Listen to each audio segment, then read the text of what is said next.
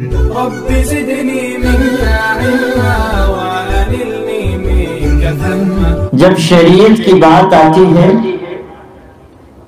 تو عام طریقے پر مسلمانوں کا ذہن اس طرف جاتا ہے کہ شریعت پر جو حملے ہو رہے ہیں، مسلم پرسن اللہ پر جو حملے ہو رہے ہیں، ان کو روکا جائے، یا یہ موضوع اسی سے متعلق ہے۔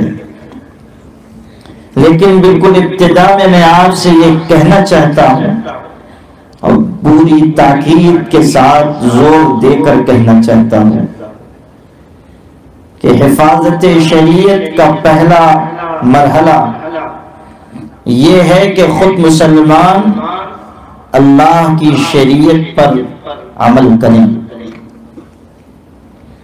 اللہ کی شریعت پر ہمارا آپ کا عمل جتنا مضبوط ہوگا، شریعت اتنی ہی مستحکم رہے گی، اتنی ہی محفوظ رہے گی۔